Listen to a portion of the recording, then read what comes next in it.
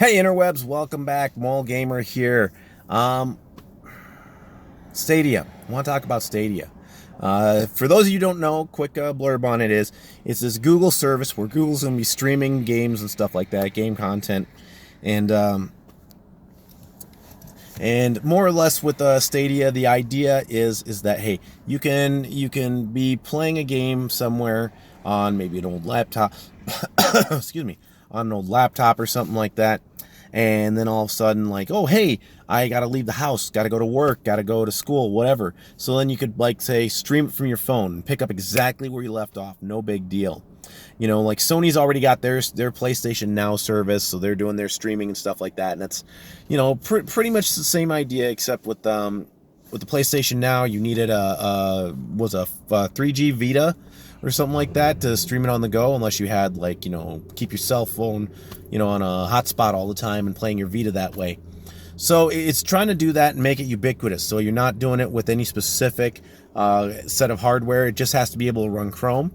And from a perspective of, hey, we're doing this so anyone can have access to any type of gaming stuff, that's awesome. That's actually an awesome thing. But my concern about this is I think it's going to actually be the death of physical media. I think this could spell the death.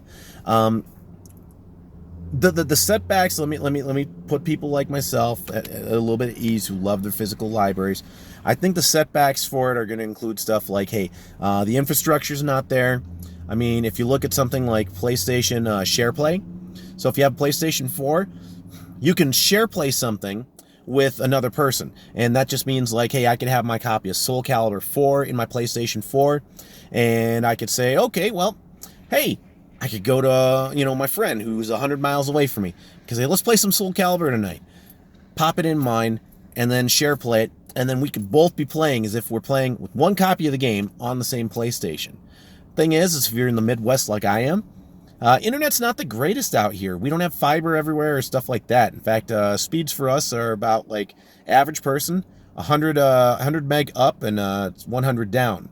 So if you're doing the share play, it kind of does and kind of hovers around that point where it's saying, okay, you're just between the yellow and green. You can kind of do it, but you might experience some lag. So it's not great for fighting games and stuff like that. With Google's Stadia, the streaming service, I think we're going to see that that's going to be one of the major detractors. It's going to slow down the adoption, because unless you're in, like, Austin, Texas, maybe Dallas, Los Angeles, San Francisco, New York, Miami, places that are huge hubs, I don't think you're going to see quite the internet access, especially when you get in more rural places like, you know, Nebraska and stuff like that. You're probably not going to see too many people with huge internet that can just totally do this, especially people who are using satellite. You know, I know quite a few people still have satellite out there, so, you know, it is what it is. Satellite or some type of, you know, high ping, low bandwidth. So until we get full permeation of internet all over the place, I think there's still going to be problems with it, but we'll see. The thing is, though, is we've been losing the battle, though. People like myself, again, these collectors, the ones who like to have that physical copy. I like a physical copy because I can always go back to, and I hate GameStop, but I could, in theory, go back to a GameStop and say, hey, I want to trade this copy of Madden. I want to trade this 2019 copy of Madden in for 2020. Kind of shows when this video is being captured, huh?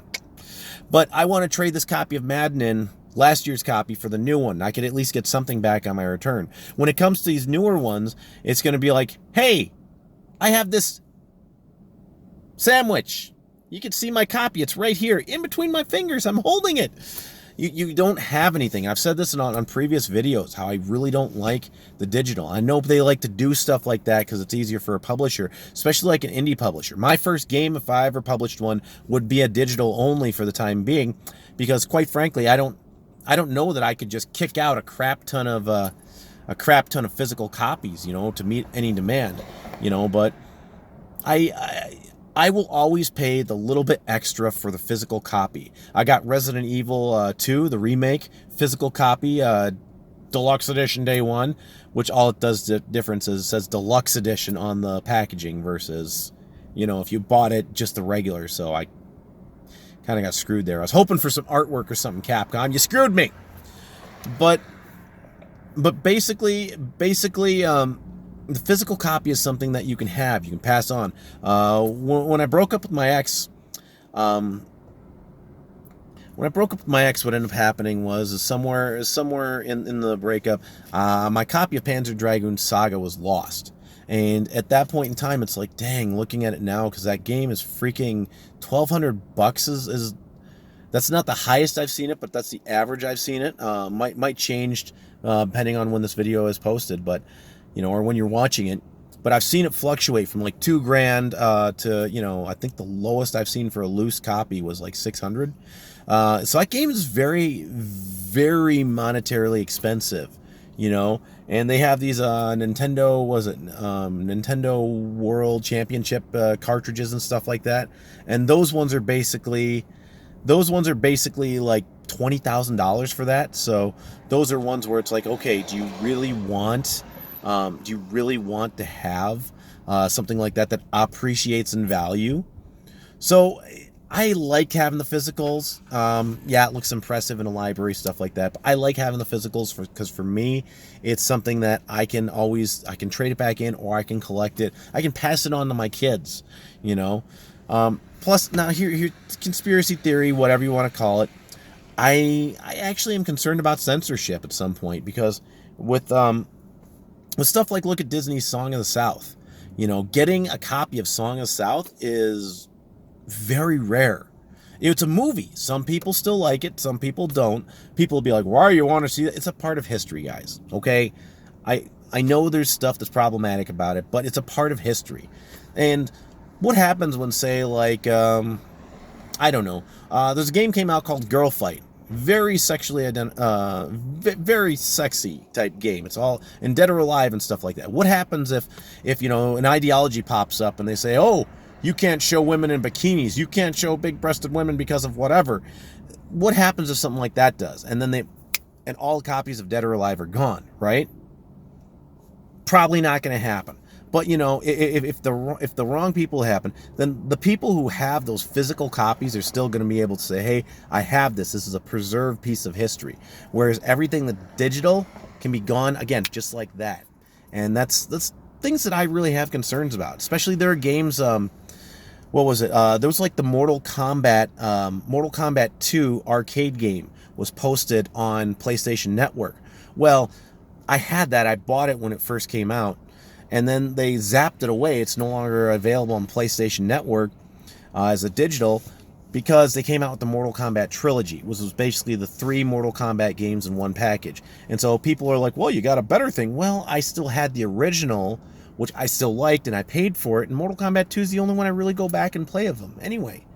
So with everything going digital, I think this Google service has enough good to it that there's a high probability that people are going to migrate over to something like that, and that could be the death of physical media, especially with the number of people who are doing downloads and so forth right now.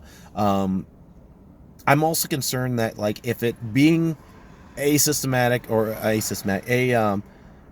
to any type of system or infrastructure, it just cares that you have Chrome. I think that actually might zap away the consoles as well. And if there's no console that you have to physically have in your system. I don't like having a crap ton of old consoles. I will admit that. I like having the old games. I wish I had an Omni box that I could just plug anything into and it plays. Yes, retro, emulation. I'm going to stave you off there because I know someone's going to make that comment. But at the same point in time, I like having the physical media because, hey, that's my license to the game. I will always have it. I've lost games digitally. I've seen games delisted. And it's just a matter of whoever decides they want to do whatever with the games, gone. Plus, you can't mod and stuff like that, or at least not right now from what Google's released. No hacking, no modding, no adjustments to games. It's whatever's on the service, and that's it. So I like to mod stuff. I did with Jurassic Park Evolution? No, Operation Genesis. That was the one I had way back in the day. And with Operation Genesis,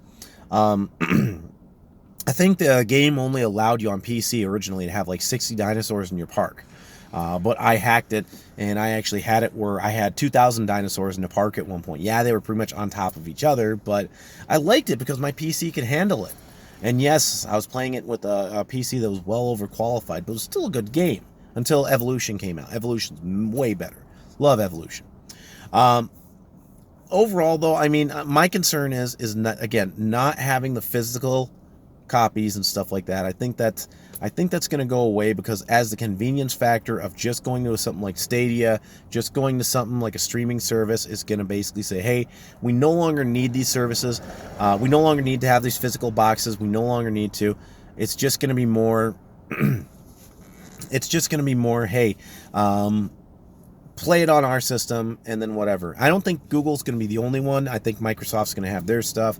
I think Sony's going to have their stuff, and eventually Nintendo might come around to it.